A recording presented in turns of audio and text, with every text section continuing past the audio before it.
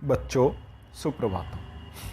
आज हम संस्कृत में गिनती कैसे लिखी जाती है ये सीखेंगे, और कहाँ तक लिखी जाती हैं, और संस्कृत में गणना का आधार कितना बड़ा है ये हम जानने की कोशिश करेंगे।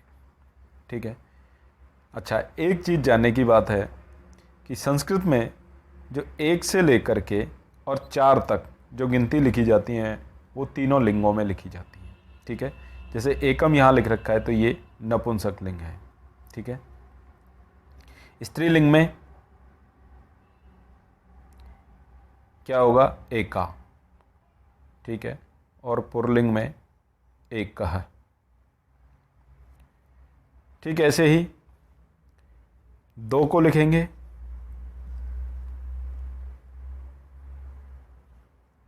तो द्वे जो लिखा है ये स्त्रीलिंग में लिखा है। नपुंसक लिंग में लिखेंगे तो द्वयम होगा। ठीक है। और पुल्लिंग में लिखेंगे तो द्वया। ठीक है। ठीक, ऐसे ही त्रीणी ये लिखा है नपुंसक लिंग में। ठीक है। स्त्रीलिंग में लिखेंगे तो हो जाएगा तिस्रया,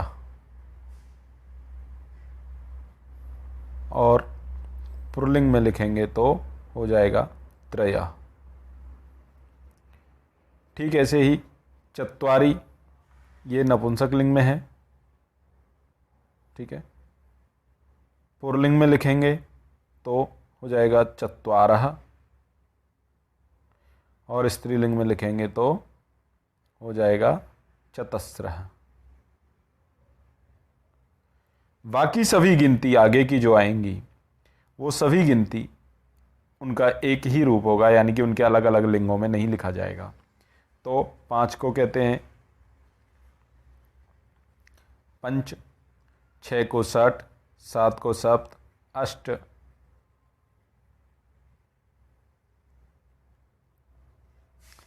ऐसे ही 9 को कहते हैं नव, 10 को कहते हैं दस। अब देखिए, हिंदी में जब हम 10 लिखते हैं तो इस तरह से लिख देते हैं, लेकिन संस्कृत में जब लिखा जाता है तो 10 तालव्य शकार होता है।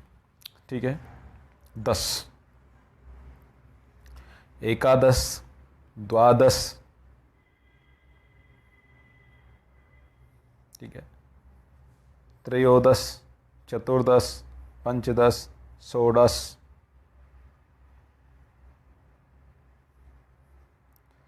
सप्तदश, अष्टादश, नवदश और विंशति।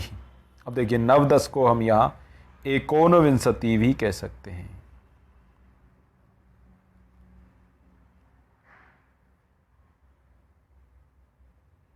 ठीक है। एकोनविंशति। एकोनविंशति का मतलब है एक उन माने कम, विंशति माने 20। ठीक है। तो एकोनविंशति का मतलब 20 में एक कम। ठीक है। ये हिंदी में भी जब हम बोलते हैं 20, 29, सब में उन लगा के चलते हैं तो उनका मतलब होता है कम। ठीक है। तो एकोनविंशति और फिर हो जाता है विंशति। तो इसी तरह से विंशति से आगे जब चलेंगे तो एकविंशति, द्वाविंशति, त्रयोविंशति, चतुर्विंशति। ठीक है। ऐसे ही पंचविंशति, षड्विंशति, सप्तविंशति, अष्टाविंशति। ठीक है। अब देखिए, यहाँ फिर से नवविंशति, और इसको हम नवविंशति के अलावा एकोनत्रिंशत् भी कह सकते हैं। एकोनत्रिंशत्। ठीक है। और फिर त्रिंशत्, इसका मतलब एक उन त्रिंशत्। ठीक है। तो एकोनत्रिंशत् या नवविंशति बराबर है फिर त्रिंशत्, एक त्रिंशत्, द्वात्रिंशत्। ठीक है।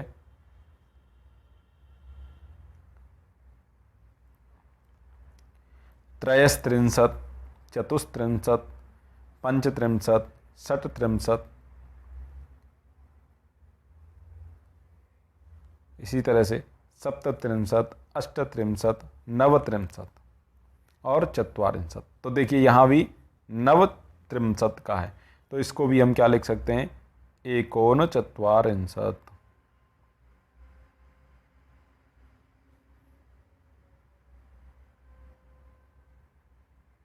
ठीक है, एकोनचत्वारिंशत्, एकोनचत्वारिंशत्। ठीक है, तो एक कम 40, इसका मतलब ये हुआ। ठीक है, चत्वारिंशत् तो एक चत्वारिंशत्, द्विचत्वारिंशत्, त्रिचत्वारिंशत्, चतुश्चत्वारिंशत्, पंचचत्वारिंशत्, षड्चत्वारिंशत्, सप्तचत्वारिंशत्, अष्टचत्वारिंशत्,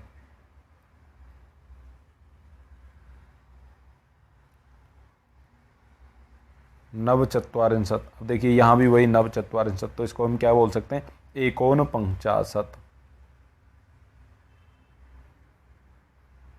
एकोनपंचाशत्।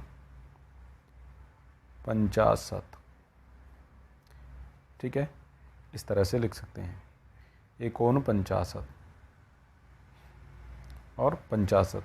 अब आप एक चीज़ देखिए कि ये जो गिनती आ जाती है 50 वाली, इसके बाद फिर से एक आ जाता है, फिर द्वि आ जाता है, तो एक 50, द्वि 50, सभी गिनतियों में यही सिस्टम है। ठीक है, ये देखिए, त्रिपंचाशत्, चतुपंचाशत्, पंचपंचाशत्, षट्पंचाशत्, सप्तपंचाशत्, अष्टपंचाशत्, नवपंचाशत्। तो यहाँ भी वही नवपंचाशत् और षष्ठी, तो इसको भी लिख सकते हैं एकोनषष्ठी ही।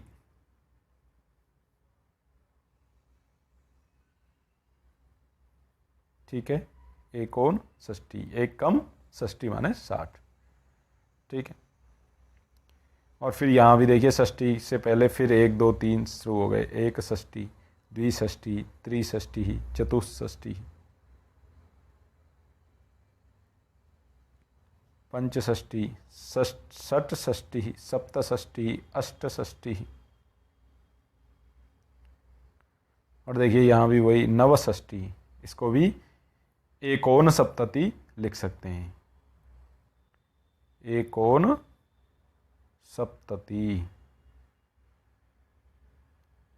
ठीक है, फिर सप्तति, एक सप्तति, द्विसप्तति। ठीक है, त्रिसप्तति, चतुस्सप्तति, पंचसप्तति, षट्सप्तति,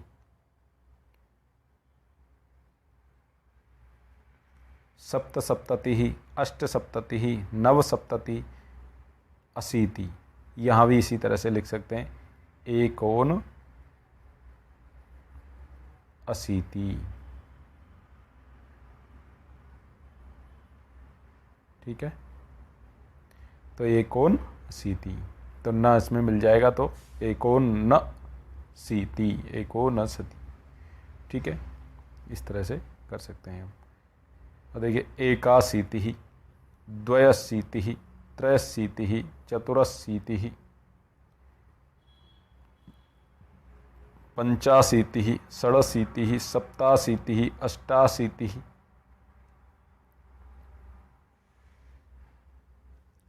और यहाँ नवाशीति। तो नवाशीति को भी इसी तरह से लिख सकते हैं, एकोन नवति। ठीक है, एकोन नवति, नवति, एकनवति, द्विनवति। ठीक है, त्रिनवति, चतुर्नवति, पंचनवति, षण्णवति,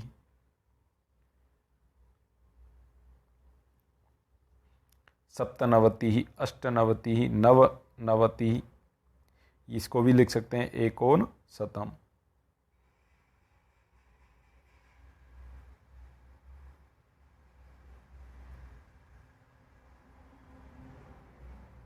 ठीक है, इसको भी लिख सकते हैं,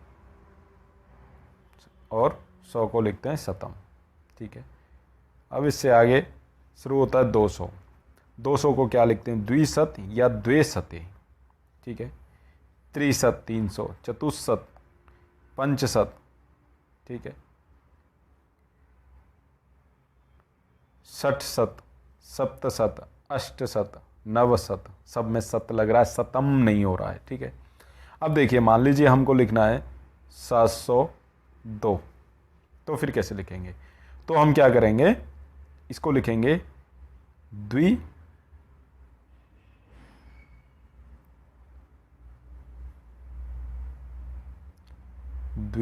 अधिक। ठीक है, मैं अलग अलग करके लिख रहा हूँ, संधि करके भी लिखा जा सकता है। द्वि अधिक कितना है? 702 है, तो सप्त शतम, सप्त सत। ठीक है, इस तरह से। तो 702 कैसे लिखेंगे? द्वि अधिक, अगर यहाँ 5 है तो पंच अधिक, 10 है तो 10 अधिक, एकादश है तो एकादश। ठीक है, जितना भी अधिक है उसको अधिक कर देंगे। अगर न्यून लिख रहे हैं, मान लो हमको लिखना है 699, तो हम क्या करेंगे? एक ओन सप्तशत, एक उन, एक कम।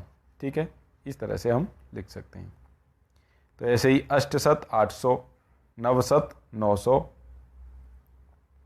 अब देखिए 1000 को क्या लिखते हैं हम? सहस्त्र।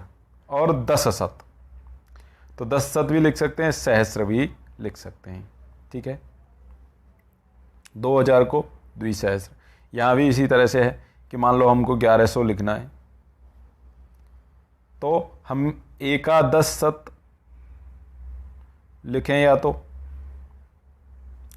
ठीक है, लेकिन एकादश शत ना लिख करके हम लिखेंगे शताधिक, यानी 100 अधिक सहस्र। ठीक है, सहस्रम। ठीक है, इस तरह से हो जाएगा। ऐसे ही अगर 200 से अधिक है, 2000 से अधिक 200 है, तो ऐसे ही लिख सकते हैं। 3000 से त्रिसहस्र, 4000 से चतुस्सहस्र, 5000 से क्या कहेंगे? पंचसहस्र, षटसहस्र, सप्तसहस्र, अष्टसहस्र, नवसहस्र। अब देखिए 10,000 को क्या बोलते हैं? आयुत। क्या बोलते हैं? आयुत। ठीक है, और 1,00,000 को क्या बोलेंगे? लक्ष्य। देखिए अब हमारी गिनती वहां आगे बढ़ रही है जहां इंग्लिश की गिनतियां खत्म हो जाती हैं। ठीक है, लक्ष्य, लक्ष्य माने लाख। ठीक है, लाख। ठीक है, और अयुत माने क्या है? 10,000। ठीक है, 10,000, अयुत माने 10,000। ठीक है, अब एक, तो 10 अयुत मिला करके कितना हो गया? 1,00,000 हो गया। ठीक है, ऐसे ही तो 10,00,000 को क्या बोलते हैं? प्रयुत। ठीक है, क्या है ये? प्रयुत क्या है? 10,00,000। ठीक है, इस तरह से आगे बढ़ते जाएंगे। देखिए 1 करोड़ को क्या बोलते हैं? कोटि, 1 कोटि। ठीक है, 10 करोड़ को क्या बोलते हैं? अरबों। ठीक है, अब 10 करोड़ से आगे हमारे पास गिनती हिंदी में नहीं है, खत्म हो गई। अब करोड़ से आगे हम क्या बोलते हैं? अरब, खरब, तो वो सारी चीजें अब आएंगी। ठीक है, तो ये 10 करोड़ हो गए, यानी 10 करोड़ को अब 10 बार गुणा किया जाए तो जो संख्या आएगी, ठीक है, तो वो आएगी अब्ज, 1 अब्ज। ठीक है, क्या होगी? 1 अब्ज। और 1 अब्ज को भी 10 बार गुणा किया जाए तो बनता है खरब, और खरब को भी 10 बार गुणा किया जाए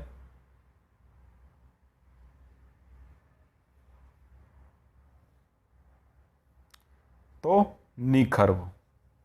ठीक है, इसको भी 10 बार गुणा किया जाए तो महापद्म।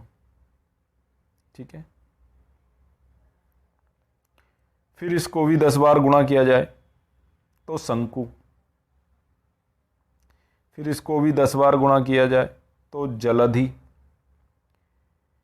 फिर इसको भी गुणा किया जाए 10 बार तो बनता है अंत्य। इन शून्य को आप गिनते रहें, ठीक है।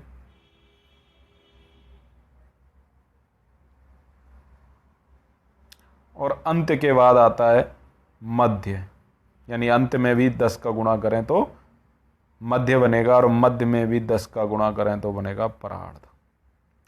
यानी कि इतनी सारी गिनतियां हमारे पास हैं। अब अंग्रेजी में कितनी होती हैं मुझे पता नहीं है, लेकिन हिंदी में करोड़ के बाद हम कोई गिनती गिनते नहीं, अरब खरब ये बोलते हैं। तो अब जो है खरब है, ठीक है, पदम, नील, क्या क्या होते हैं। अब इसको हम इस तरह से एक श्लोक के माध्यम से भी इनको पढ़ सकते हैं। 1 10 शत सहस्रायुत, सहस्र अयुत, लक्ष प्रयुत, कोटयः क्रम से, ये सब क्रम से हैं। सब में 10 का गुणा करते जाएंगे तो आगे का आता जाएगा। यानी 1 में 10 का गुणा किया तो 10 हो गया, 10 में 10 का गुणा किया तो शत हो गया, शत में 10 का गुणा किया सहस्र, सहस्र में 10 का गुणा किया अयुत, अयुत में 10 का गुणा किया लक्ष, लक्ष में 10 का गुणा किया प्रयुत, प्रयुत में 10 का गुणा किया कोटि, ठीक है। इसी तरह से कोटि में 10 का गुणा किया अर्बुद, फिर अब्ज, खर्व, निखर्व, महापद्म, शंकु, ठीक है। ठीक वैसे ही शंकु में भी किया 10 का गुणा तो जलधि, जलधि में किया तो अंत, अंत में किया तो मध्य, मध्य में किया तो परार्ध। इतनी 10 गुणोत्तराः संज्ञा, 10 गुणा, हर एक में 10 का गुणा करने पर अगली संख्या आ जाती है, ठीक है। संख्यायाः स्थानानां व्यवहारार्थम कृता पूर्वई, और संख्याओं का स्थान ये व्यवहार के लिए हम करते आए हैं, पूर्व पहले ही किया गया है। इस तरह से ये आपकी गणनाएं पूरी हो जाती हैं, और कितनी गणना कहाँ तक लिखनी है आप बड़ी आसानी से लिख सकते हैं। धन्यवाद।